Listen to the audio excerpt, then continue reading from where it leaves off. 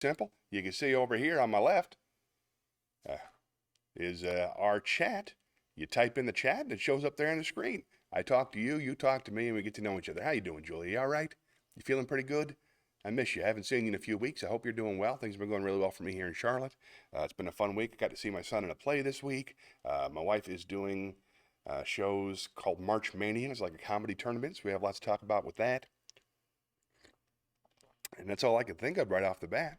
I'm glad you're here. As always, there's a 2-minute lag for no reason that's been properly explained to me. But whatever the case, type in when you can. Ask me anything. I'll be glad to stay in touch with you there. All right, well, tell you what, why don't we start? I like to start with Shakespeare before my dad shows up. Yes. Hello. Always nice to start the day with a little bit of Shakespeare. Now, we have been making our way through the sonnets, as many of you know. And by many of you, I mean you, Julia. Thanks for being here. We've been making our way through the sonnets. I believe we were all the way up to the teens. I believe we were at number 15. Let's take a look. Feel lucky? When I consider. Perfect. This is Sonnet 15 by William Shakespeare. Hold on, got to make an adjustment. There we go, having camera problems, so we got to change something. Perfect. When I consider everything that grows holds in perfection but a little moment, that this stage presenteth not, but shows whereon the stars in secret influence comment. When I perceive that men as plants increase, cheered and checked even by the selfsame sky, vaunt in their youthful sap, at height decrease, and wear their brave state out of memory. Then the conceit of this inconsistent stay sets you most rich in youth before my sight, where wasteful time debateth with decay to change your day of youth to sullied night, and all in war with time for love of you, and he takes from you, I engraft you new. Nice. A little Shakespeare to get us started. And don't forget, you can always make requests. Any request, especially you, Julia. You're the original. How you doing? How are things up in Connecticut? Oh, here we go. Here we go. Doing. Julia says she's doing really well. There we go. And busy but good. Busy is very, very good. My son was in a play called Beneath the Lake. Oh, it was a kind of a horror play. The framing device was 3 girls telling ghost stories in the woods at a camp, and each ghost story had its own little play that went with it. My son was in one of the plays. He played a bookie, which is weird to have in a 13-year-old's play, but he played a bookie who went to collect some money and had to deliver some bad news. He had, I think, 9, 10, 15 lines, did a fantastic job. Wore one of my suits, and it's a little bit too small on him now, so that's kind of amazing. Here's Shayna. Shayna says, hello, Shayna. I am doing great. How are you? Thank you so much for asking. How are you? You all right? Hey, Shayna, don't forget to follow me on Twitch, Johnny's Happy Place for moving in 3 weeks, and I wouldn't want to do it without you. Shayna, you know Julia, Shayna. All right.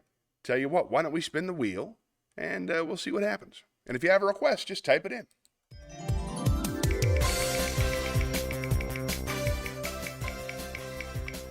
All right.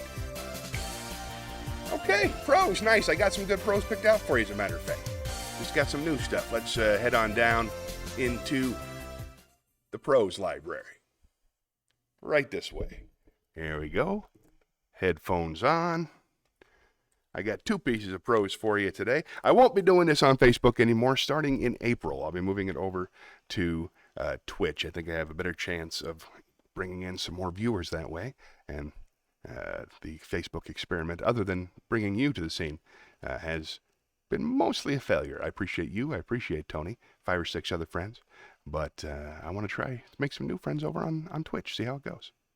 All right, so let's start. We have plenty of pieces of prose picked out. Oh, this is a dark one. I like this one. This is a short story by Chuck Palahniuk. It is in the form of a letter.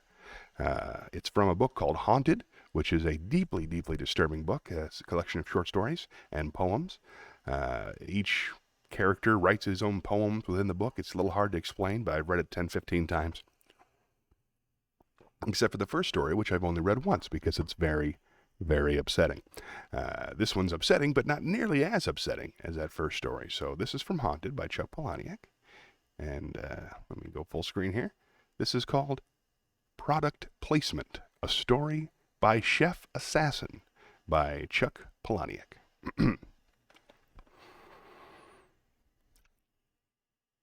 To Mr. Kenneth MacArthur, Manager of Corporate Communications, Cutting Block Knife Products, Incorporated. Dear Mr. MacArthur, just so you know, you make a great knife. An excellent knife. It's tough enough doing professional kitchen work without tolerating a bad knife. You go to do a perfect potato allumette that's thinner than a pencil. The perfect chavou cut is about as big around as a wire. That's half as thick as a potato chip. You make your living cutting carrots broisonette with hot sauté pans already waiting with butter, people yelling for those potatoes cut minuet, and you learn quick the difference between a bad knife and a cutting block. Whew. The stories I could tell you, time and time again, how your knives have pulled my ass out of the fire. You chiffonade Belgian endive for 8 hours, and you might get some idea what my life is like. Endive? Endive? We'll never know. Still, it never fails. You can tournay baby carrots all day, carving each one into a perfect orange football, and the one you screw up, that carrot lands on the plate of some failed cook, some nobody with a community college degree in hospitality services, just a piece of paper, who now thinks he's a restaurant critic. Some prick who hardly knows how to chew and swallow, and he's writing in next week's paper how the chef at Shea Restaurant is lousy at tournaying carrots. Some bitch no caterer would even hire to flute mushrooms. She's putting in print how my bâtonnet parsnips are too thick. These sellouts. Nah, it's always easier to nitpick than to actually cook the meal. Every time somebody orders the Dauphinese potatoes or the beef carpaccio, please know that someone in our kitchen says a little prayer of thanks for cutting block knives. The perfect balance of them, the riveted handle. Sure, knock wood, we would all like to make more money for less work, but selling out, turning critic, setting yourself up as a know-it-all and taking cheap shots at the people still trying to make their living, peeling calf tongue, paring away kidney fat, pulling off liver membrane, while those critics sit in their nice clean offices and type their gripes with nice clean fingernails. That's just not right. Of course, this is just their opinion, but there it is, showcased next to real news, famines and serial killers and earthquakes. It's given the same size type. Somebody's gripe that their pasta wasn't quite al dente, as if their opinion is an act of God, a negative guarantee, the opposite of an advertisement. To my mind, those who can, do. Those who can't, gripe. Not journalism, not objective, not reporting, not judging, but judging. These critics, they couldn't cook a great meal if their life depended on it. And it's with this mind that I started my project. No matter how good you are, working in a kitchen is a slow death by a million tiny cuts, 10,000 little burns, scalds, standing on concrete all night or walking across greasy or wet floors, carpal tunnel, nerve damage from stirring and chopping and spooning, deveining an ocean of shrimp under ice water, knee pain and varicose veins, wrist and shoulder repetitive motion injuries, a career of perfect calamares rellenos is a lifelong martyrdom, a lifetime spent turning out the ideal ossobuco a la milanese is a slow, long death by torture. Still, no matter how thick-skinned you are, getting picked apart in public by some newspaper does not help.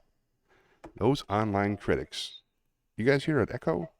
Echo, echo, echo, echo? Weird. I don't understand that. Echo, echo. Hello? Echo? Okay, it's fixed now. All right.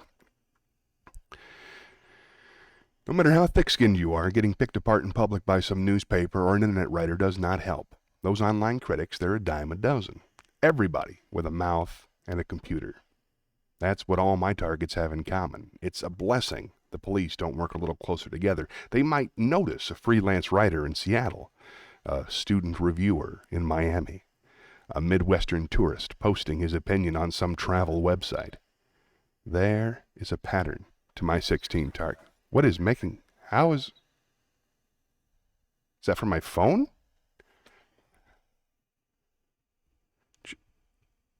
Check, check, check, check, check, check, check. There we go. I have no idea what's causing that to happen, folks. Oh, let's see if that broke me. Oh, man. Prose is too long. I really love this story. Oh, no. I got that pause thing.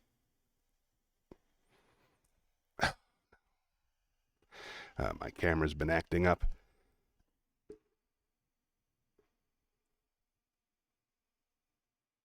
All right, forget it. Let's go to the chat. We got lots of cool people here. We can chat while I fix this. All right, good morning. Hey. All right, folks. I don't understand why that's happening. Thank you, Shayna. Dad is here. Oh, my goodness gracious. All right. Let's pick it up from where we were, and I'll see if I can't fix this thing while I'm at it. Nope, still not fixed.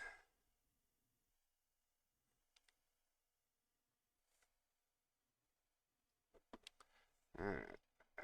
There we go. That might hold for a while. Hey, folks, we're back. Julia says to me, "Oh, busy but good. What play was your son?" And we talked about that. Shayna said hello. Tony says hello to the ladies, as he always does. Go get him, Tony. Julia said, yay, back to Twitch. Julia, I met originally in Twitch, where she is non-sequently one of my favorite screen names ever. I love it when you're there. You held the whole thing together, so I'm coming back to you very, very soon, Julia.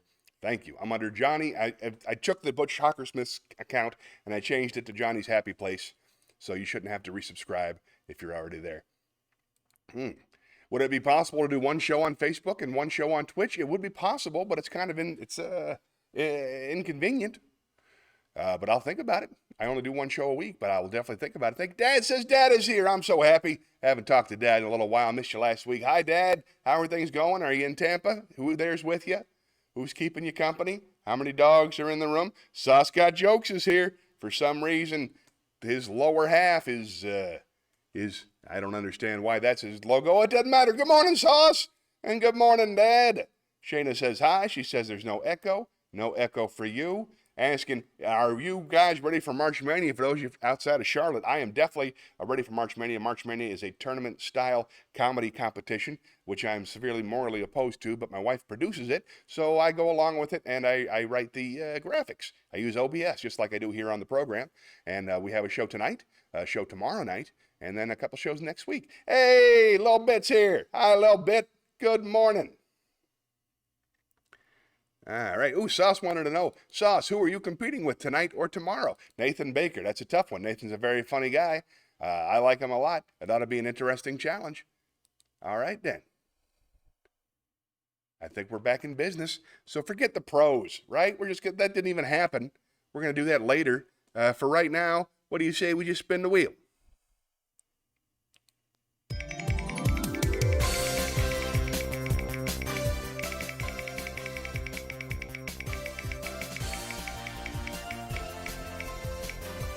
Here we go.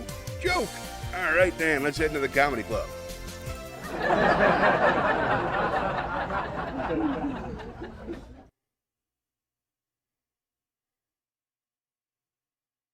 Hey, I got one for you. It's kind of one that I've adjusted it. It's not the original official jokes. What? No dogs? Where's the dogs? All right. Anyway, hey! Did you hear about the paddy wagon that got into a collision with a Viagra truck and a cement mixer? The police are on the lookout for hardened criminals. There you go. Nobody got hurt there. Let's spin the wheel.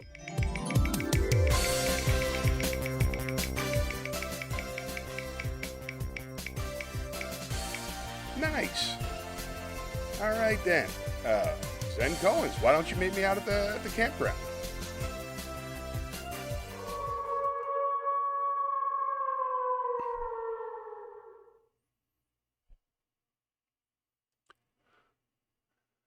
we go. 3 days more trading dialogue for lodging. Nice. Number 26. All right.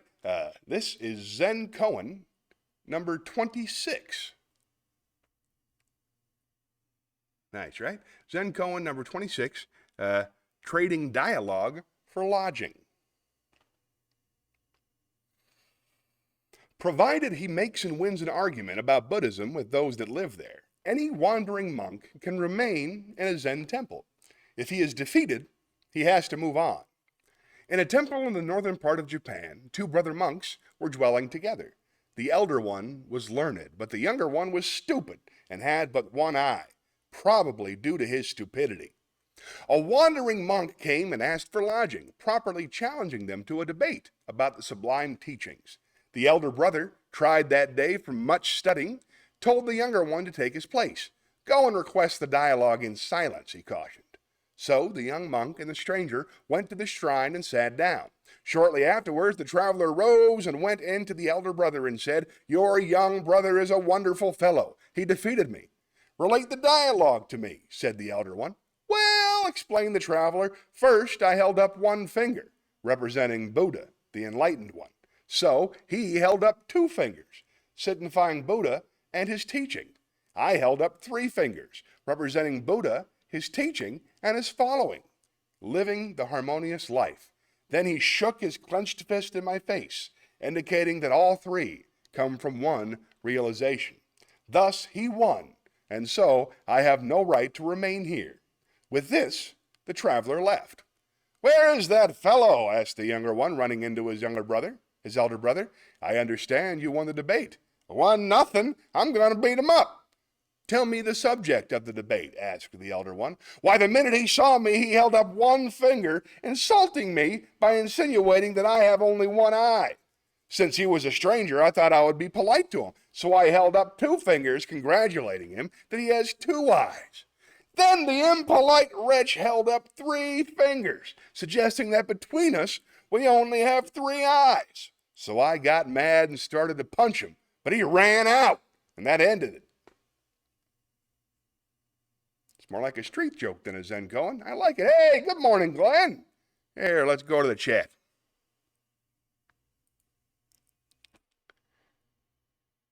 Now, Dad says that he has no dogs and 1 cat. What's the deal with that? Where's the various dogs? Did Andy take his dog with him? Is Andy there with you? Andy and the dog went to Key West at this time. Wonderful place to have fun. Beautiful Key West, Florida. And Glenn says good morning. Good morning to you, Glenn. Thanks for coming to the big show. I think you're a first-timer. The way this works, we have a wheel that I spin. You make requests. If you like to hear a joke, ask me to hear a joke. If you want to sing a song, ask me to sing you a song. You want to ask me a question, ask me a question. There's about a 45-second delay in the chat, but it's full of wonderful, friendly people. Feel free to talk to them while I'm doing all my stuff from the wheel. All right, I think we're all caught up in the chat. Said hi to Glenn. Thanks for being here. And let us spin the wheel.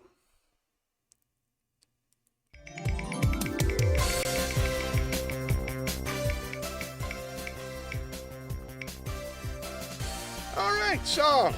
Let's do a song. That'll be fun. Here, let's head on into the private library.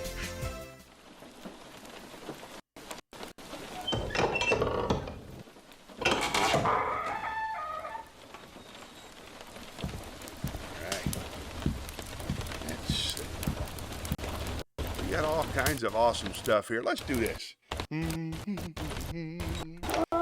All right. There's a band. This is very special for me, this particular band. I'll tell you about them. There's a band called AJR out of New York City.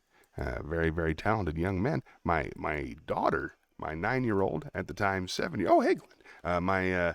My daughter introduced me to them. She brought in one of their videos, and I watched it. I thought, oh, that's pretty good.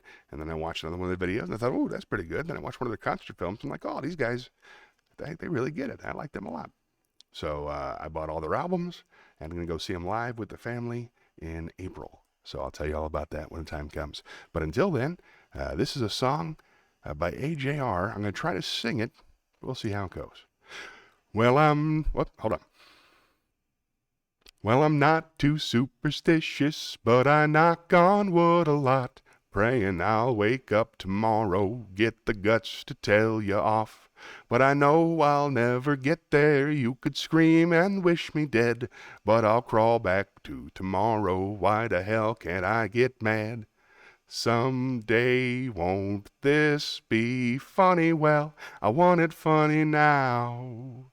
Man, I wanna laugh so loud someday. Won't this be long ago? I wanna feel that now.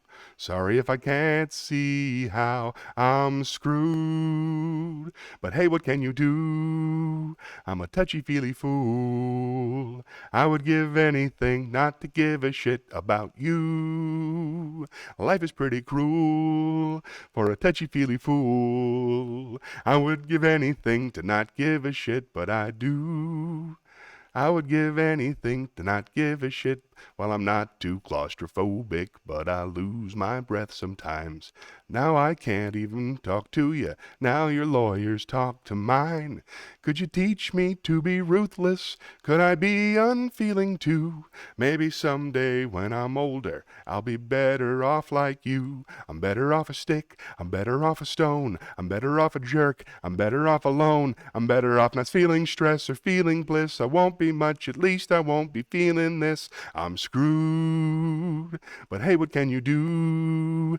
I'm a touchy-feely fool. I'd give anything to not give a shit about you. Life is pretty cruel for a touchy-feely fool.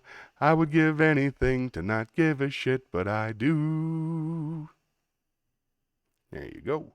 Not a great singing, but a wonderful song. Oh, how nice. All right, that was fun. Okay, let's see. Let's spin the wheel.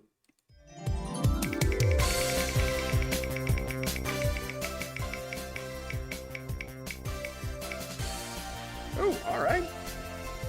Nice. Let's head into the theater. We'll do a monologue. All right, I am very excited about this monologue. I had the pleasure of... Oh, that's weird. All right, none of my business. Okay. This monologue is by the most brilliant comedian in the world, Brian Regan. This is off his first album called Brian Regan Live. You can only watch it on YouTube or buy the album, I suppose. But it is a masterpiece of relatability and gibberish. So I hope you enjoy it. Let me make sure I'm in the right place. I am. You know what? Let's move this down a little bit. There we go. Nope, too far. And we're back. All right. Here we go. Hey! This is Stupid in School by Brian Regan. I don't know. I'd be a lot better off if I would have studied more when I was growing up, you know? But you know, the day where it all went wrong for me was the day of the spelling bee. Because up until that day, I was an idiot, but nobody else knew, you know? Then that spelling bee day popped up. All right, kids, up against the wall. It's time for public humiliation. Spell a word wrong, sit down in front of your friends. That'd be great for little egos. Hey, everybody look at me, I'm a moron. I wasn't even close. I was using numbers and stuff. That's why I always admired that kid who spelled it wrong just so he could sit down, you know? He knew he wasn't going to win, so I stand there for 3 hours. First round, K-A-T, cat, I'm out of here. Then as he passed you, I know there's 2 T's. I remember my teacher asked me, Brian, what's the I before E rule? I before E, always. What, are you an idiot, Brian? Apparently. No, Brian. It's I before E, except after C, and when sounding as A, as in neighbor and way, and on weekends and holidays and all throughout May, and you'll always be wrong no matter what you say. Oh, that's a hard rule. That's a rough rule. Oh, plurals were hard too. Brian, how do you make a word a plural? You put an S. You put an S at the end of it. When? On weekends and holidays? No, Brian, let me show you. So she asked this kid who knew everything, Erwin, what's the plural for ox. Oxen. The farmer used his oxen. Brian, what? Brian, what's the plural for box? Boxen. I bought 2 boxen of donuts. No, Brian, no. Let's try another one. Erwin, what's the plural for geese, for goose? Geese. I saw a flock of geese. Brian, what? Brian, what's the plural for moose? Moosin. I saw a flock of moosin. There were many of them, much moosin, out in the woods, out in the woodses. The meese wanting the food. Food is in the eating is in. The meese want the food and the wooding is in. The food is in the wooding and is in. Brian, you're an imbecile. Imbecilin'! What are you speaking German, Brian? German. Jermaine Jackson. Jackson 5. Tito. Brian, what the hell are you talking about? I don't know, really. Oh, crazy good. Love that. Don't forget to say some stuff in the chat, everybody. I miss you already. All right. That's by Brian Regan, everybody. He's the best there is. Let's spin the wheel.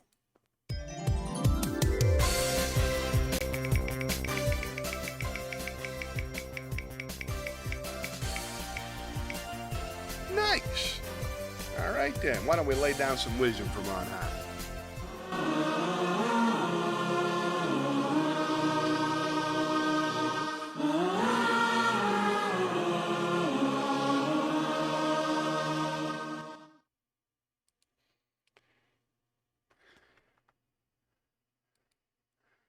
I think I did this before, but it's one of my favorite pieces, and I think that the original one when I recorded it got erased, so I'm going to do it again. This is Wisdom from Kurt Vonnegut. Go into the arts. I'm not kidding. The arts are not a way to make a living. They are a very human way of making life more bearable. Practicing an art, no matter how well or badly, is a way to make your soul grow, for heaven's sakes. Sing in the shower, dance to the radio, tell stories, write a poem to a friend, even a lousy poem. Do it as well as you possibly can. You will get an enormous reward. You will have created something. Good advice from Kurt Vonnegut. All right. Let's spin the wheel.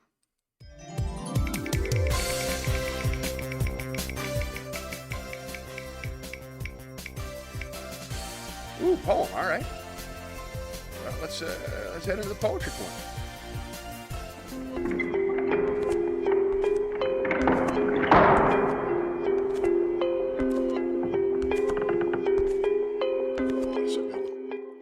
All right, let me put my headphones on for this one. Small world. Very cool. Here we go. All right. Oh, this is a really, really good one, folks.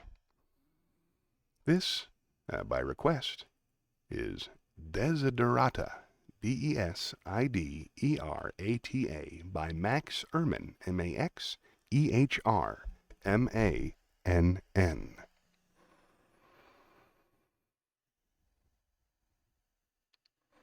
Go placidly amid the noise and haste, and remember what peace there may be in silence. As far as possible without surrender, be on good terms with all persons. Speak your truth quietly and clearly, and listen to others, even the dull and ignorant. They too have their story. Avoid loud and aggressive persons. They are vexations to the spirit. If you compare yourself with others, you may become vain or bitter, for always there will be greater and lesser persons than yourself. Enjoy your achievements as well as your plans. Keep interested in your own career. However humble, it is a real possession in the changing fortunes of time. Exercise caution in your business affairs, for the world is full of trickery, but let not this blind you to what virtue there is. Many persons strive for high ideals and everywhere life is full of heroism. Be yourself, especially do not feign affection, neither be cynical about love, for in the face of all aridity and disenchantment, it is as perennial as the grass. Take kindly the counsel of years, gracefully surrendering the things of youth. Nurture strength of spirit to shield you in sudden misfortune. But do not distress yourself with imaginings. Many fears are born of fatigue and loneliness. Beyond a wholesome discipline, be gentle with yourself. You are a child of the universe. No less than the trees and the stars, you have a right to be here. And whether or not it is clear to you, no doubt, the universe is unfolding as it should. Therefore, be at peace with God, whatever you conceive him to be, and whatever your labors and aspirations, in the noisy confusion of life, keep peace with your soul. With all its sham, drudgery, and broken dreams, it is still a beautiful world. Be careful. Strive to be happy. Oh, I love that one. Very cool. All right, we got some chat. Let's go back to the chat.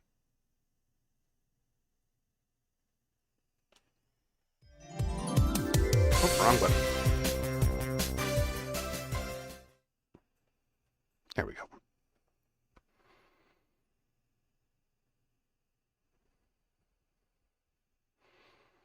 Now, a while back, Shayna was kind enough to say that she loves Brian Regan. I love Brian Regan, too. I think he's the best thing going. Best stand-up comic, best stand-up comedy writer. I absolutely love Brian Regan. How many times have I seen him perform, and have I met him personally? Let's see. Here at the Comedy Zone, on this very stage behind this green screen right now, I saw him perform on 7 separate occasions. Came and saw all his shows one week. I never did the meet and greet afterwards. He doesn't usually do a meet and greet afterwards. I don't think he enjoys it as much as some folks do. But I did get to see him. He walked past me very briefly, and I was able to look him in the eye and tell him, "You're the best." And he said, "That's very kind." And that's the only interaction we've had, and that's the only interaction I need. So thanks for asking, Shayna. Glenn says it's a small world. Hope all is well in my world. Things are going pretty well in my world. I've been feeling really good lately. I've been happy. Shayna says that she loves that message from Kurt Vonnegut. I do too. It's one of my favorite memes ever, and it's fun to read out loud. So, and nobody understands it more than you do, Shayna, because I know you're making art constantly, and she's making art right now as you watch the show. I'm making art right now as I make the show. This is a beautiful thing. We're in it together. What kind of art you working on? I saw online you're doing a bunch of collages. I enjoyed that quite a bit. Always curious to see how those turn out. Are you making collages today? Let me know in the chat. And remember, everybody else, type it in the chat. I'll get to it. I promise I'll get to it eventually. Now, where we lead? I see. Well, tell you what, let me spin the wheel, see what else happens. Here we go. Oh, wrong button. It's tricky sometimes. Here we go.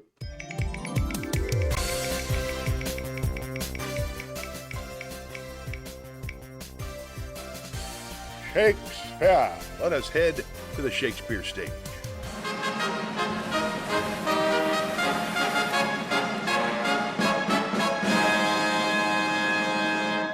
Let us do a monologue from Shakespeare. I'll pick it pretty much at random as soon as they all come up, and we'll see how it goes. What do you say? Let's see. Let us do. Is this Henry VI, Part 3? Oh, I already did this one. Why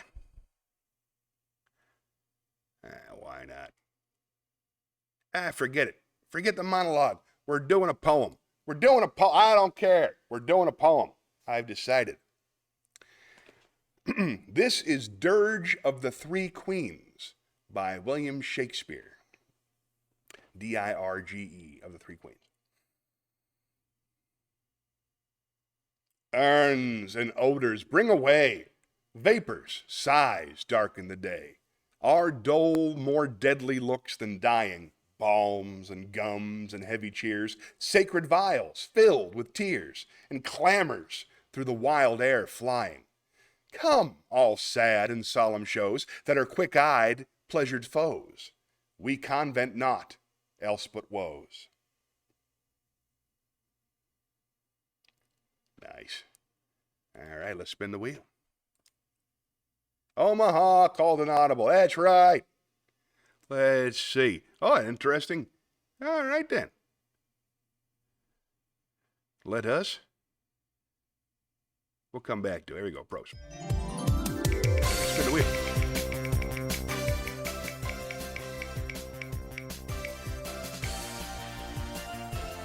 Oh, hey, perfect. Pros. Okay. You know what? I think I'm going to cut it up into 2 parts, because I really want you to hear how this story ends. This is a great story. All right, let's go back to the Pros Library.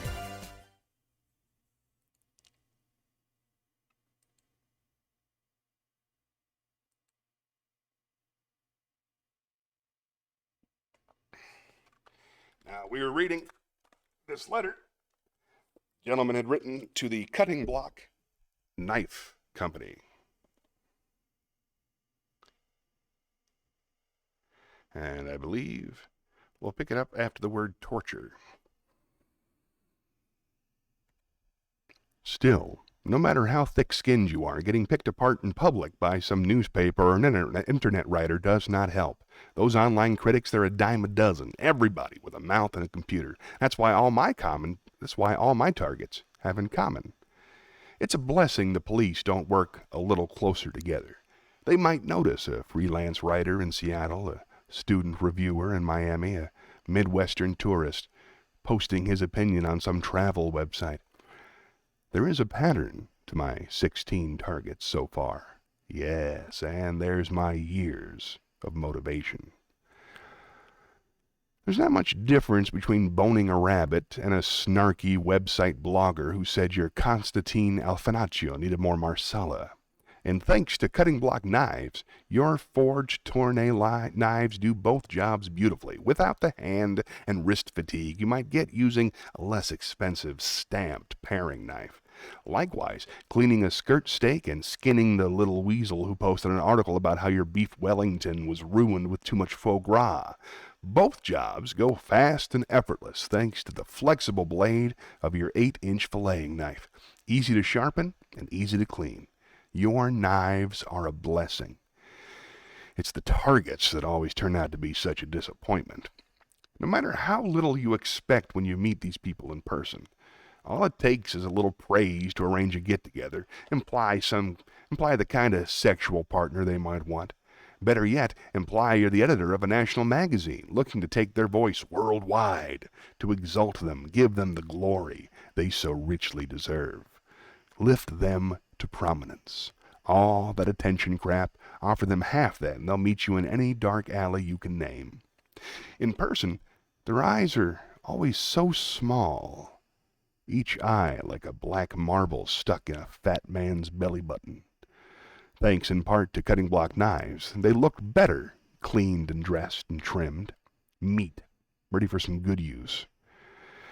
After you've pulled the cold viscera out of 100 guinea heads, it's no big deal slitting the belly of a freelance writer who wrote in some regional entertainment guide that your escorole feta turnovers were too chewy. No, the Cutting Block 10-inch French knife makes even that task as easy as gutting a trout or salmon or any round fish. It's odd, the parts that stand out in your mind. A look at someone's thin, white ankle, and you can see who she must have been as a girl in school before she learned to make her living by attacking food. Or another critic who wore his brown shoes polished bright as the caramel crust on a creme brulee. It's the same attention to detail that you put into every knife. This is the care and attention I use to put into my kitchen work. Still, no matter how careful I am, it's just a matter of time before the police will catch me. With this on my mind, my only fear is that Cutting Block Knives will become linked in the public mind with a series of deeds that people might misunderstand. Too many people will see my preference as a kind of endorsement, like Jack the Ripper doing a television commercial, or Ted Bundy for such and such brand rope, Lee Harvey Oswald pitching such and such brand rifle. A kind of negative endorsement, true, but Maybe even something that would hurt your market share and net sales, especially in the upcoming retail Christmas season. It's standard procedure at all major newspapers. The moment they hear about a big jetliner disaster, a mid-air collision, a hijacking, a runway crash, they know to pull all the big display advertisements for airlines that day, because within minutes, every airline will call to cancel their ad, even if it means paying full price for a space they won't use. A space filled at the last moment with a freebie promo ad for the American Cancer Society or muscular dystrophy, because no airline wants to risk being associated with that day's bad news. The hundreds dead, being linked that way in the public mind. It takes very little effort to recall what the so-called Tylenol murders did for that product stock. The 7 people dead, just the 1982 recall of their product, called Johnson & Johnson $125 million. That kind of negative endorsement is the opposite of an advertisement, like what critics do with their snide reviews, printed only to show how clever and bitter they've become. The details of each target, including the knife used, it's all so fresh in my mind. It would take very little effort for the police to make me confess, to make it public record the wide variety of your excellent knives I've used and for what purpose. Forever after, people will refer to the cutting block knife murders or the cutting block serial killings.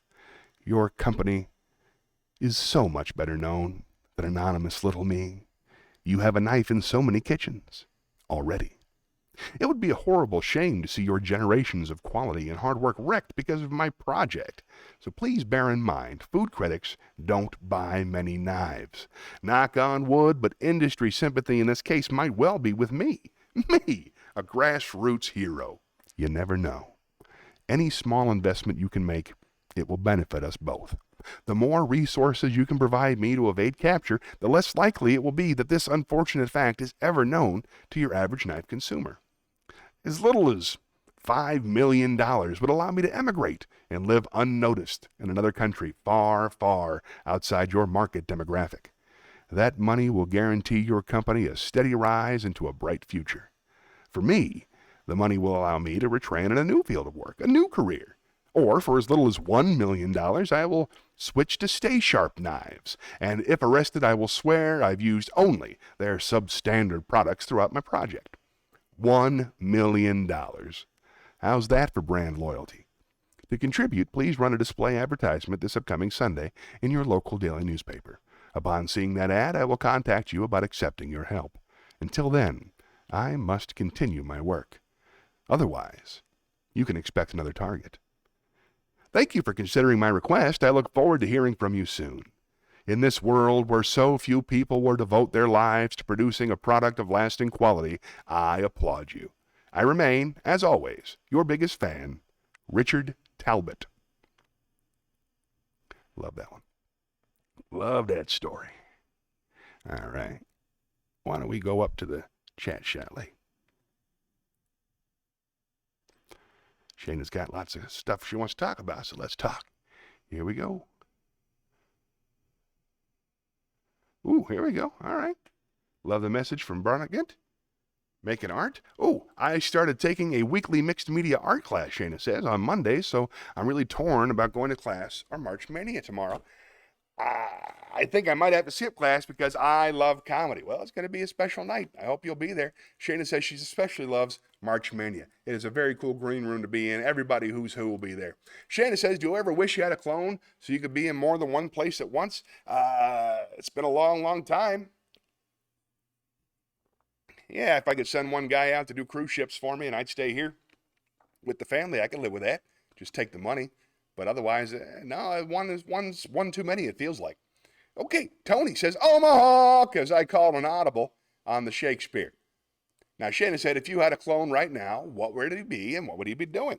Yeah, he'd probably be touring the country doing stand-up, probably be on the ships, making out with exotic European women. Who knows? Now, Shayna says, I've worked, have my clone do all my chores and boring tasks that I hate. But a lot of the stuff that you do, this is a tricky thing because I know you pretty well, and I know that a lot of stuff you do is self-improvement. And if you have a clone, you don't get to do the self-improvement and you don't improve, right? The Pilates, you got to do that yourself. Your clone can't do Pilates for you and keep you in that fantastic shape, right? All that stuff needs to be with you. I don't know which boring tasks you hate. For me, it's dishes, and I have a really hard time sweeping the floor. Hey, Stephanie's here. Good morning, my sister Stephanie.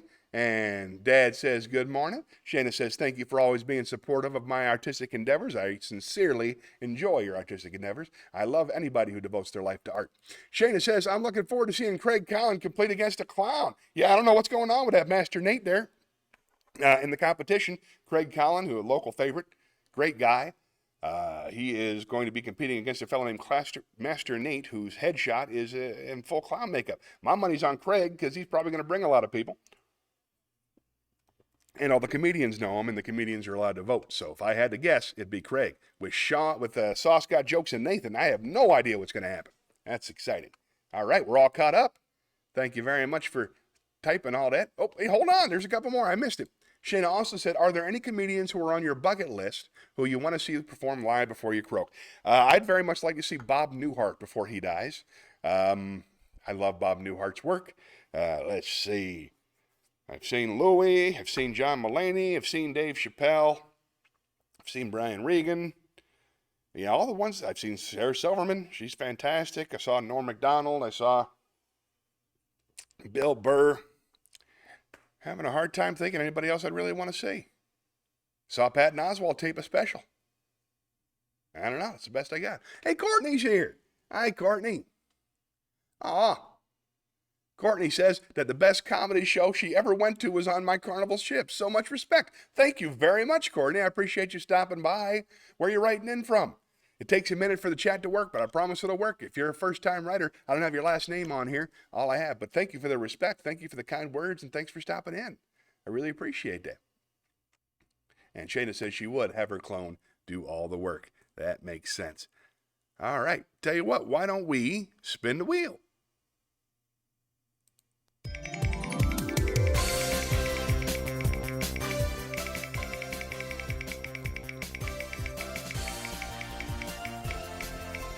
Joke. All right. I'm going to do one from a song I know. Meet me in a comedy club.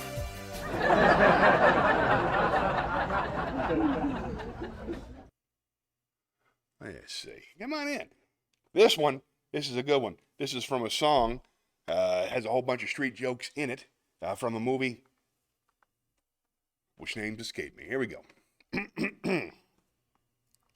A blind man's seeing eye dog pissed on a blind man's shoe. The blind man said, "Hey, Rover, here's a piece of beef for you." His wife said, "Don't ignore him. You can't just let that pass." The blind man said, "I got to find his mouth so I can kick him in the ass." Classic. Now that I say it out loud without the song, I don't feel great about it. The blind guy kicking a dog, but still, I got to tell jokes. Okay, let's spin the wheel.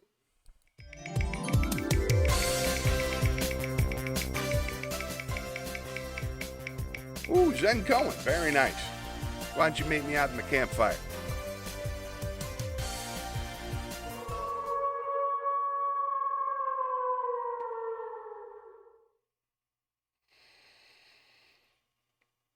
This is Zen Cohen, number 27, The Voice of Happiness. After Benkai had passed away, a blind man who lived near the master's temple told a friend, "Since I am blind, I cannot watch a person's face, so I must judge his character by the sound of his voice. Ordinarily, when I hear someone congratulate another upon his success or happiness, I also hear a secret tone of envy. When condolence is expressed from the misfortune of another, I hear pleasure and satisfaction, as if the one condoling was really glad there was something left to gain in his own world. In all my experience, however, Benkai's voice was always sincere. Whenever he expressed happiness, I heard nothing but happiness. And whenever he expressed sorrow, sorrow was all I heard." Nice.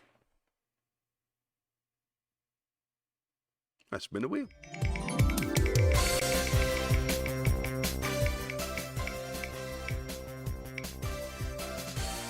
songs. All right, then. I'll tell you what, why don't you meet me in the private library, huh? Come on in.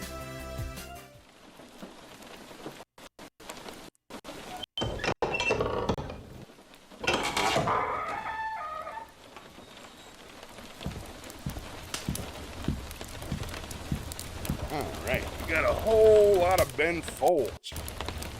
Let's do some of that. Can't sing that, so we'll start with Evaporated by Ben Folds 5.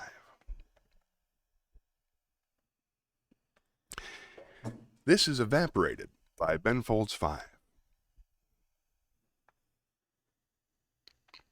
What I've kept with me, and what I've thrown away, and where the hell I've ended up on this glary random day, were the things I really cared about, just left along the way, for being too pent up and proud. Woke up way too late, feeling hungover and old, and the sun was shining bright, and I walked barefoot down the road. Started thinking about my old man. It seems that all men want to get into a car and go anywhere. Here I stand, sad and free. I can't cry. I can't see what I've done. Oh God, what have I done? Don't you know I'm numb, man? No, I can't feel a thing at all because it's all smiles and business these days, and I'm indifferent to the loss. I've faith that there's a soul somewhere that's leading me round. I wonder if she knows which way is down. Here I stand, sad and free. I can't cry. I can't see what I've done. Oh God, what have I done? I poured my heart out. I poured my heart out. It's evaporated. See? Blind man on a canyon's edge of a panoramic scene. Maybe I'm a kite that's flying high and random, dangling on a string, or slumped over in a vacant room, head on a stranger's knee. I'm sure back home they think I've lost my mind. Here I stand, sad and free. I can't cry. I can't see what I've done. Oh God, what have I done?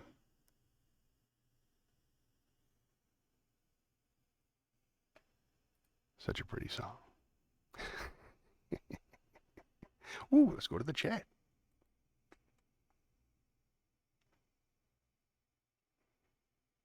Now, Shayna, she says that she wants to see Chelsea Handler. I saw Chelsea Handler, a little bit too much of her, just last week, as a matter of fact. I believe she posted a picture of herself drinking a martini, smoking a cigarette, dog in a backpack, sledding in a bikini down a ski slope. So, there's that. She also does stand-up comedy, I understand. I've seen a couple of her specials. I haven't really connected with her yet, but I know she started a lot of great careers, and I hope you get to see her. I think she'll probably come here. Dad says he saw Bob Newhart in Vegas years ago. Do you remember any of the bits he did? Do you remember where you saw him? That's really cool. It was a double show, wasn't it? Wasn't it Bob Newhart and somebody else? I'm trying to remember. You told me the story. Oh, Shana says, speaking of bucket lists, is there anything on your bucket list? I want to see all the national parks. I think I haven't seen Yosemite yet. I've seen all the really, really good ones except Yosemite. I want to make time for that. I'd like to spend every October for the rest of my life in Montana. That'd be pretty nice. That's a bucket list. Let's see. Yeah, I've seen all my favorite bands live. Yeah, no, I don't really think about the future much anymore. Dad says his bucket has a hole in it. Tony over here, he says, Dear Liza, which is a reference to a song, I don't know, or I would sing it. Hey, I wanted to do that. I woke up with that Crash Test Dummy song in my head this morning for you, so I got to do that. Shayna says she's your hero. What things has she done that's heroic? I'm always curious. And Shayna said, there you go. Last year she skied topless while smoking a joint and drinking a top. Oh, the I guess it was CG'd in. She looked like she was in a bikini to me. Yeah, that's one way to do it. I prefer a chair. I'll sit in a chair and smoke a joint and drink a cocktail topless with my dog in a backpack, but I wouldn't engage in sports at the same time. Maybe I'm not as heroic. Who knows? Learning all about you folks. Thanks for coming out. All right then, let's spin the wheel.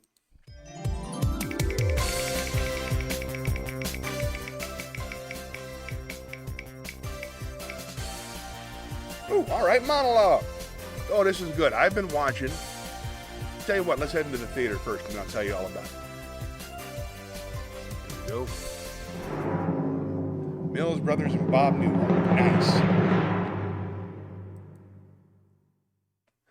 All right, I've been watching a lot of Mike Flanagan, who has a series, the plural of series, on Netflix. Excellent. The most recent one I've been watching is Midnight Mass.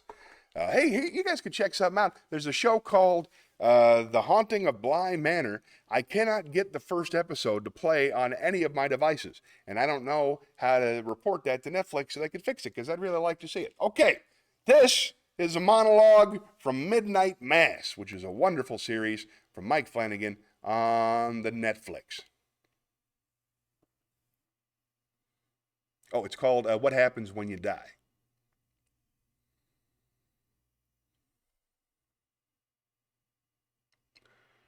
When I die, my body stops functioning, shut down, all at once or gradually. My breathing stops, my heart stops beating, clinical death.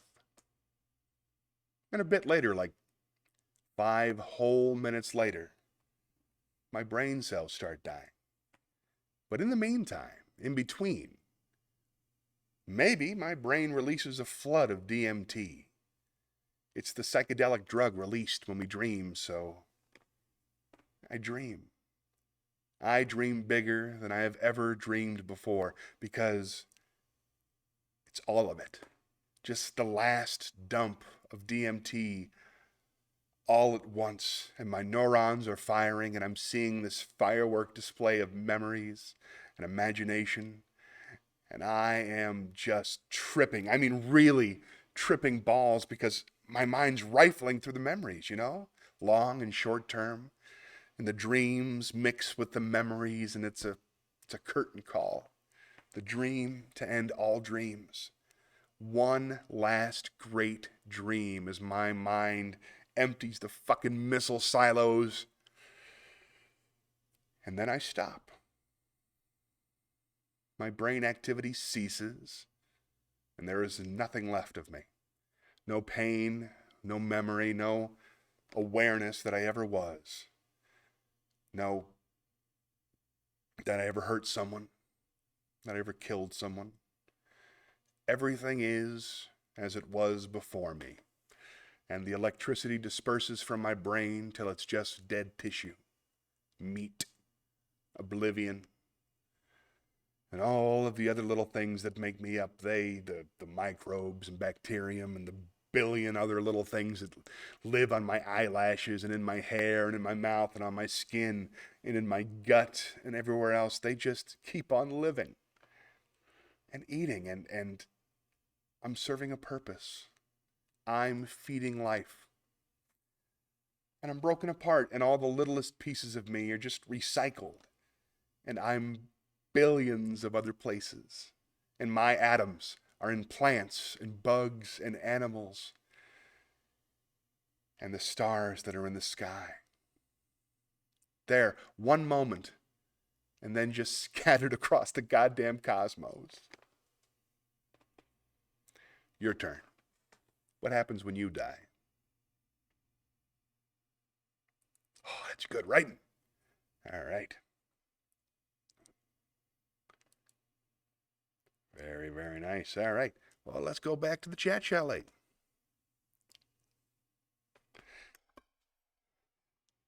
Now, Shayna says to her, this year she was being modest and wore a bikini, but last year she was topless. I shall have to Google that with safe search off. How about you, Shayna? You ever done any streaking? You ever running around? You ever done any sporting events with no top on? I don't even like to play shirts and skins basketball, but then again, I don't do the kind of Pilates you do. So I'm just curious if you ever done any weird run around streaking. All right. Dad saw the Mills Brothers. Very, very nice. Thanks, Dad. All right. We're all caught up. What do you say we spin the wheel?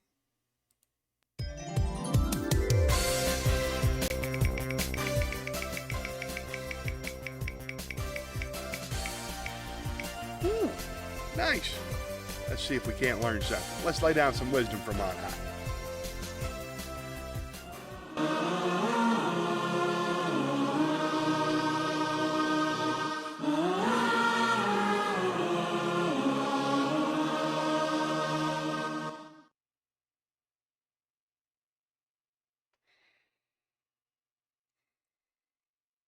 Where wisdom reigns, there is no conflict between thinking and feeling. That's wisdom from Carl Jung. Let's give you one more. Everything that irritates us about others can lead us to an understanding of ourselves. That's wisdom from Carl Jung. All right, back to the chat.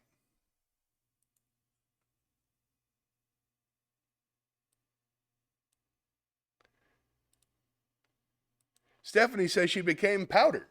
I become powder. I don't know what that means.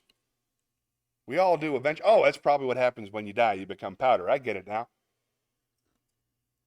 We all become powder to a certain extent. Well, Stephanie's also said, there we go. LOL. Shayna says she used to post nice for figure drawing classes. I didn't take those, but it sounds good. But she used to post nude for figure drawing classes. And yet, I have never seen a painting of you nude. They got to be out there. I keep on searching eBay. That's not true. And a little bit creepy. Let's move on. All right, Dan, how about we spin the wheel, see what happens?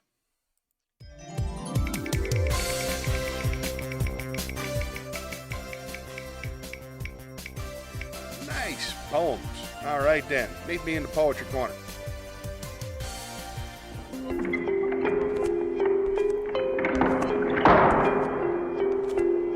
Oh, this one's going to be tricky. All right, my friends. This is a tricky one.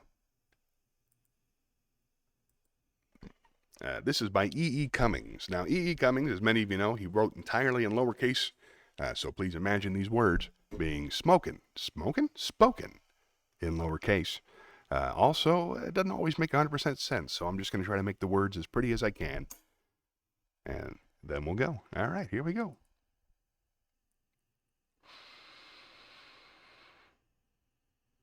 This is What If a Much of a Witch of a Wind by E.E. Cummings. What if a much of a witch of a wind gives truth to the summer's lie, bloodies with dizzying leaves the sun, and yanks immortal stars awry? Blow king to beggar and queen to seem, blow friend to fiend, blow space to time. When skies are hanged and oceans drowned, the single secret will still be man. What if a keen of a lean wind lays screaming hills with sleet and snow, strangles valleys by ropes of thing, and stifles forests in white ago? Blow hope to terror, blow seeing to blind, blow pity to envy, and soul to mind. Whose hearts are mountains, roots are trees, it's they shall cry hello to the spring. What if a dawn of a doom of a dream bites this universe in two, peels forever out of his graves, and sprinkles nowhere with me and you? Blow soon to never, and never to twice. Blow life to isn't, blow death to was. All nothings only our hugest home. The most who die, the more we live. There you go, viewer request. Let's go back to the chat.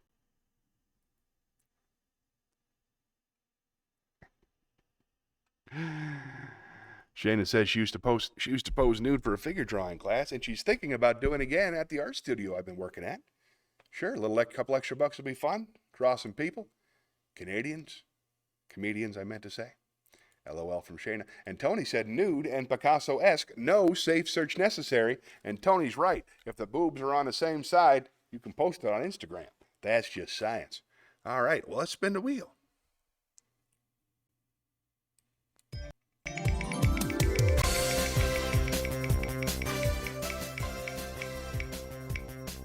Shakespeare. Very well. Meet me into the Shakespeare Theater if you'd be so kind. Meet me at the Globe.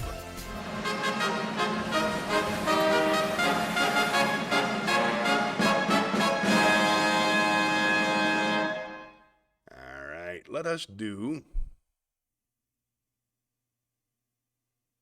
Henry VI, Part 3, Scene 5.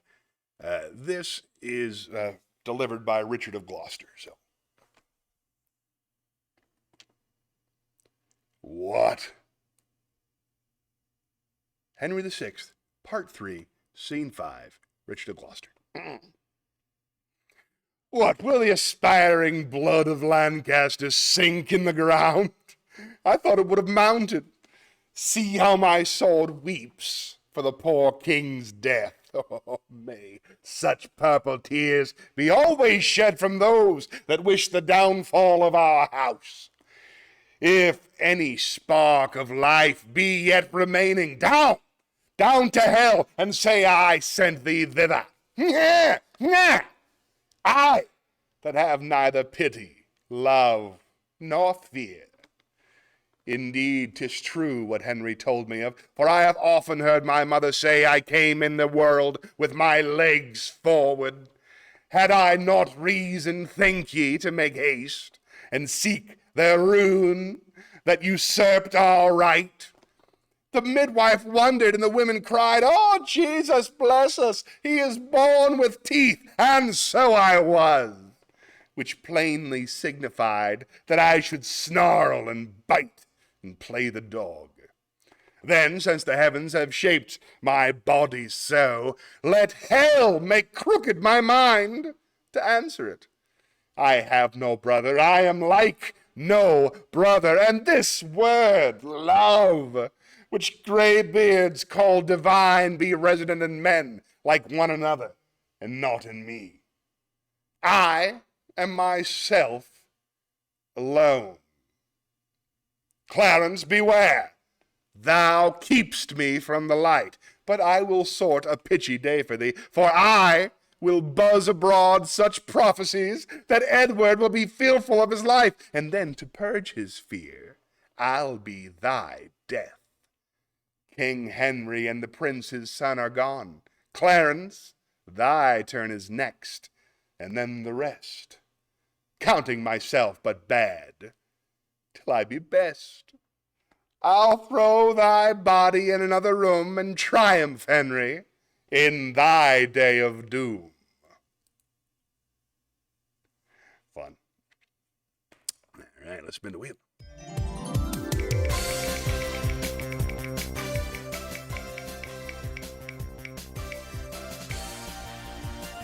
Ooh, prose, all right.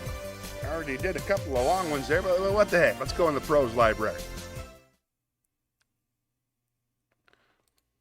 I got something for you.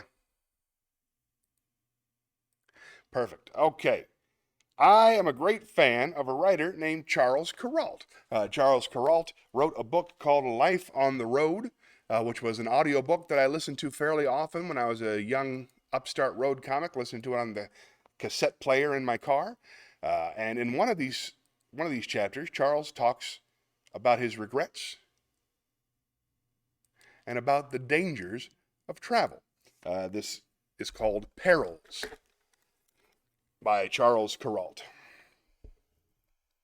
Perils by Charles Kuralt.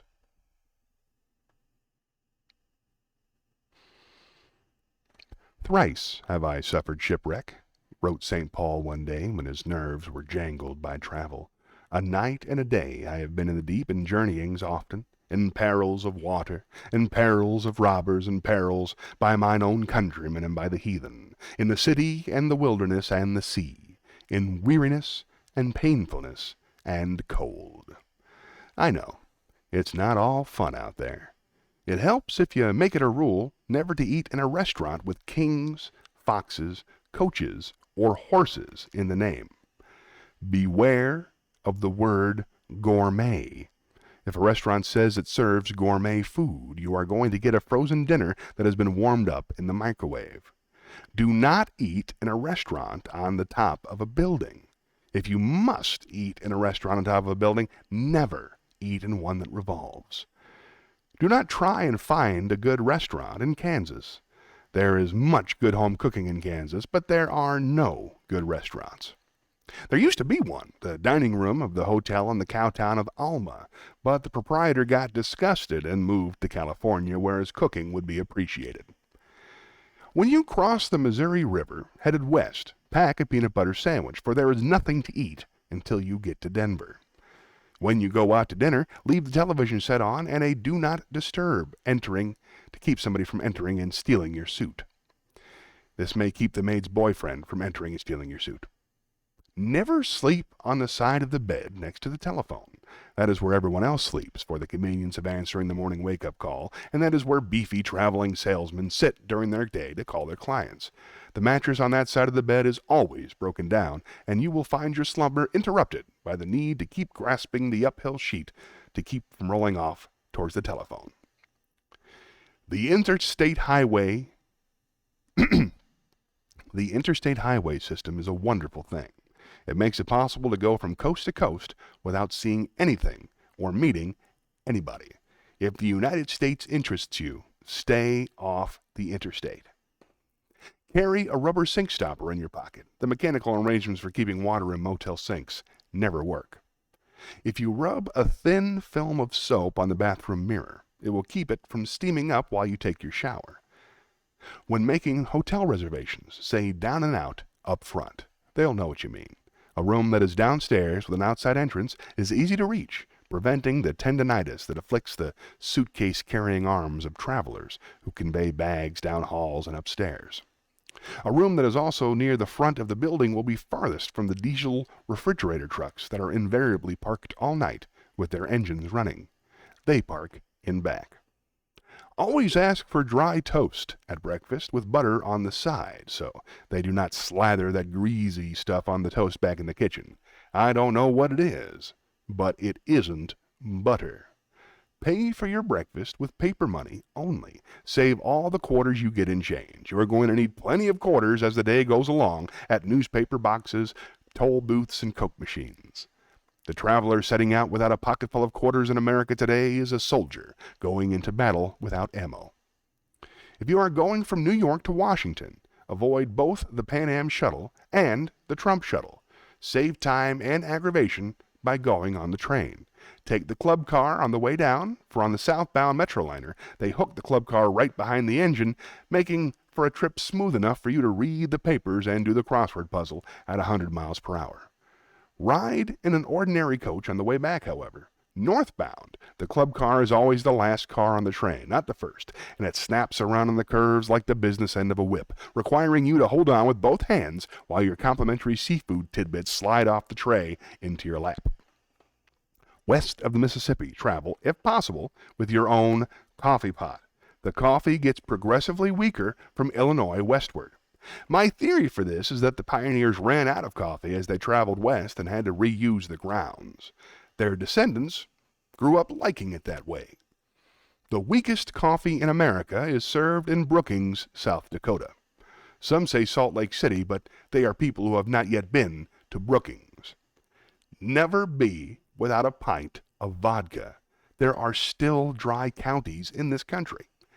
Never be without a big safety pin. The curtains on a motel room windows never quite meet in the middle. They must be pinned unless you want a direct shaft of bright sunlight to fall across your eyes in the morning an hour and a half before it's time to get up. The best suitcase. I have tried them all. is the small lark, which expands to give you a way to bring home all the stuff you didn't have when you left. You could carry a knife, scissors, tweezers, magnifying glass, can opener, corkscrew, toothpick, awl, and Phillips screwdriver, or you could carry a Swiss Army knife. I find an essential use for mine every day on the road. Hotel room radios never work. If you want a little news in the morning and a little hiding at night, as I do, you should have a 15-band FM, long wave, medium wave, short wave, alarm clock Sony ICF 7700 in your bag. It's the size of a paperback book, weighs less than a pound, and is always there to keep you company. If you must work at night, carry a 100-watt light bulb. 40-watt bulbs are manufactured exclusively for the hotel trade, which puts them in the lamps of the room. They provide enough light to find your way to the bathroom, but not enough light to read by. If you don't like loud rock music, change the settings on the rental car stereo as soon as you rent the car. The guys who wash rental cars all like rock music, and the push buttons of all rental cars are set for rock stations. Sometimes all the buttons are set for the same rock station. Whatever you order in a cafe, do not order chili. Cafe chili is invariably disappointing and potentially lethal. Red Fenwick of Denver, a Western historian, told me chili was invented by a Wyoming sheep herder to keep the feet of his sheepdogs warm on cold nights. He sent some to a Texas friend who ate it by mistake, which Texans have been doing ever since. Gift shops are well named. There's never anything in them that you would want to keep for yourself. Gas station attendants become more polite the farther the gas station is located from the main highway. If you have to travel by air and connect at a hub, carry a bandage with you and wrap it around your ankle. They will call you an electric cart. I love Charles Kuralt. All right, that was fun. Let's go back to the chat. Lots going on.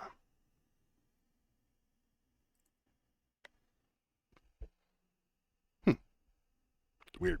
All right. Well, here we are. Back at the chat. Let's go. Now, we had a whole bunch of interesting things. Posted a nice figure. There we go. Might do it again. Nude Picasso. Here we go. Now, Shayna says, I'm thinking I will come to March Mania tomorrow because I don't want to miss certain performances. Oh, here come a bunch of tags, including Chris P. We love Chris P. Craig Collin. He's wonderful. Leah Lynn. She's fantastic. Caleb Troxel, who doesn't love Caleb, Cousin Clyde, friend of the show, Joseph Sheridan, and Matt Christopher. Of course, you love Matt Christopher. I don't know who Duran. Oh, Matt Joseph Sheridan Jr. You know, Shayna says that life can be really hard sometimes, especially for people who suffer from depression. So that's why. That's why I'm so grateful for the funny comedians in this town who make me laugh so much. Laughter is the best medicine. I could not agree with that more. I 100% feel the same way. If it weren't for the comedians in this town, I wouldn't want to be here nearly as much. Wonderful, wonderful people, kind to each other, for the most part. They're great. You know, Dad says he remembers his reports on TV. He's talking about Charles Kuralt now, one of the great feature writers of all time. Shannon said, why shouldn't we eat at restaurants on top of a building that is revolving? He did not go on to explain it, but I'm pretty sure it's because the food will be terrible. It's very hard to get all the stuff all the way up to the top, so they're going to cut a lot of corners and probably make bad food. But if you're traveling all over the country, you don't want to eat at the touristy places, and there's nothing more touristy than a restaurant that rotates the top of a building. So that's my guess. Kuralt was the last of the best. Kuralt, Cronkite, Rooney, and Harvey did the best pieces. The best. I couldn't agree more. You're talking about Walter Cronkite, Mickey Rooney, not Andy Rooney, sorry about that. Mickey Rooney was the #1 star in the world. You hear me? Bang! The world. And Harvey, Harvey Picar? No, it's Harvey. No, it's the pregnant pause guy. Paul Harvey. That's who you're talking about. He did great ones too. I'm also a big fan of Joe Frank. He does really good monologues, but I'm having a hard time finding them. All the stuff on Charles Kuralt, none of it is available on the internet. I've had to get the books off my shelf. I bought all his books. I had to open them up, take a picture with my camera, and then scan the words into my teleprompter. So, not interested? Oh, that's fair enough. Shayna says, maybe you might get nauseous eating food while revolving, even though it revolves so slowly. I think that's probably, there's no real upside to it, except you want to tell people that you've done that. Now, Dad says, usually rotating restaurants are more expensive, right? That's important too. And Tony says, never without a pint. LOL. Good advice. I've always got a bottle in the back of my car for emergencies. I haven't had to open it in quite some time. I haven't had a bottle-related emergency for a while, but it's good that it's there. Got to keep it in the trunk, though. If you keep it in the main cabin, they can cite you. And Shannon wanted to know if I was a Boy Scout. Dad took me to the Cub Scouts for many, many years. I became a Weeblo Scout. I don't believe I made it all the way to the Boy Scouts. I was never a particularly disciplined guy, and I didn't really get it. But thanks for asking. Were you a Girl Scout? I think we talked about this before. And Shayna says, do you like Andy Rooney?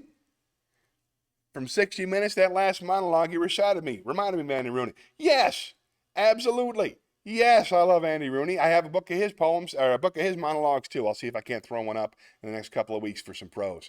Now, Tony says, if it's revolving, I'm there. More expensive? Yes. But if we're talking bucket list, it would be to eat at every revolving restaurant in the world. Hey, who am I to judge your bucket list, pal? Mine is to eat at none of them. Yours is to eat at all of them. We'll probably meet somewhere in the middle. Am I right? All right. I do love Andy Rooney. Okay. Well then, that was fun. Let's spin the wheel.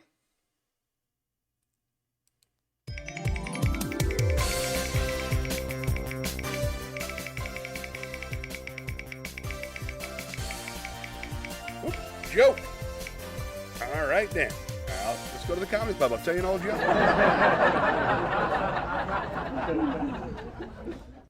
Whoop, we got a request, an official request for an Andy Rooney monologue next week. I will try my very best to remember. Whoop, I'll write it down. And I'll still try to remember. Here we go. Andy Rooney for Shayna. All right. Here, quick joke. Let's see.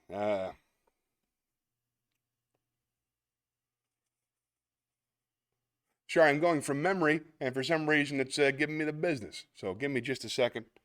Here's a good one. This is hell. Yeah, I'll just tell this one because it's fun, and I'll probably get cited. We'll see how it goes. An old man is walking down the beach. An old man is walking down the beach with his cane, and he sees a woman with no arms and no legs, crying by herself in the surf. He runs up to her and says, my darling, what's the matter? Why are you so sad? And she says, because I've lived my whole life and I've never been kissed. So the old man gently picks her up in his arms and kisses her on the lips and lays her back in the sand. He starts to walk away. He hears her crying again. He turns around and says, my darling, why are you so sad? And she says, because I've lived my whole life and I've never been fucked. So the old man picks her up, throws her in the ocean and yells, well, you're fucked now. Classic. All right, let's spin the wheel.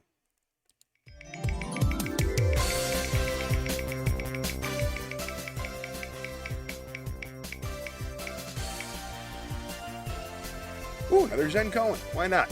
Here, why don't you meet me at the campfire?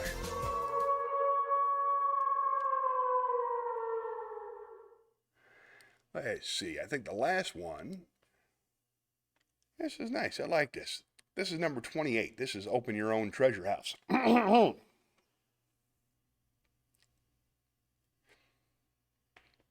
Daiju visited the master Beso in China. Beso asked, what do you seek? Enlightenment, replied Daiju. You have your own treasure house. Why do you search outside? Beso asked. Daiju inquired, where is my treasure house? Beso answered, what you are asking is your treasure house. Daiju was enlightened. Ever after, he urged his friends, open your own treasure house and use those treasures. Nice. Spin the wheel.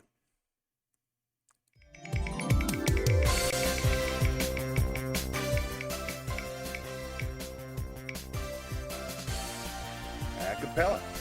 All right. Let's sing a song. Let's head to the private library. What? There it is.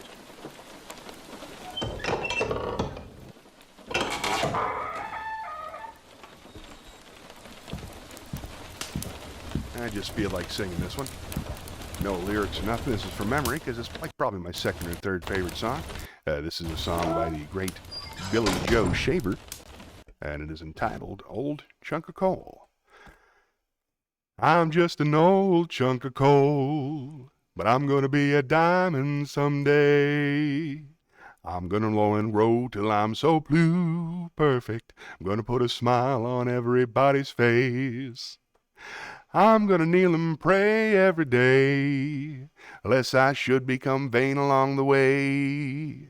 I'm just an old chunk of coal now, Lord, but I'm gonna be a diamond someday.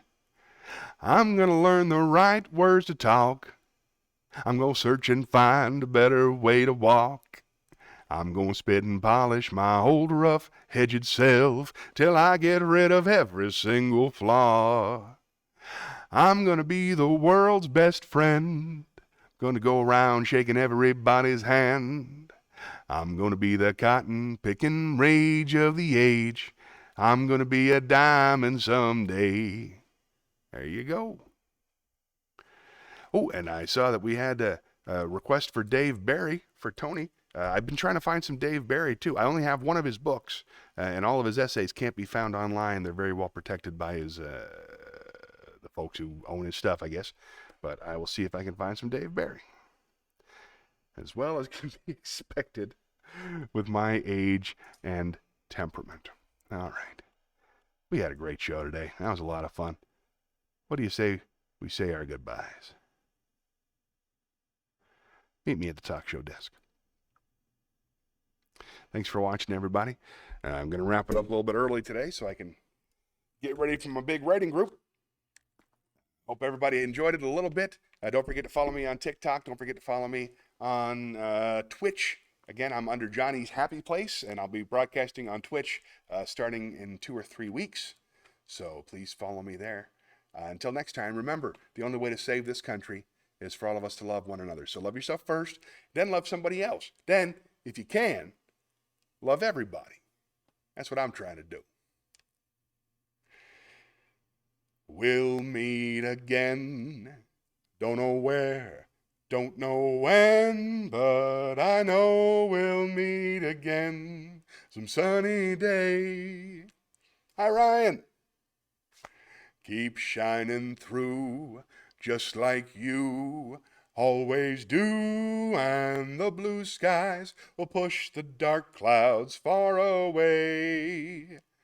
And would you please say hello to the folks that I know and tell 'em I won't be long. You'll be happy to know that as you saw me go, I was singing this song. We'll meet again, don't know where, I don't know when, but I know we'll meet again some sunny day. All right, before I go, Stephanie said, how are you and the family? I missed if you already said. Everybody's doing really well. Orion was just in a play for the first time this week. Did a great job. Charlotte is in a play in 2 weeks.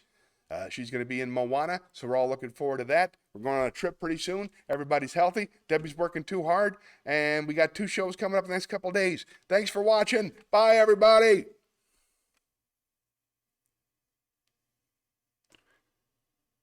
You're still here? It's over. Go home.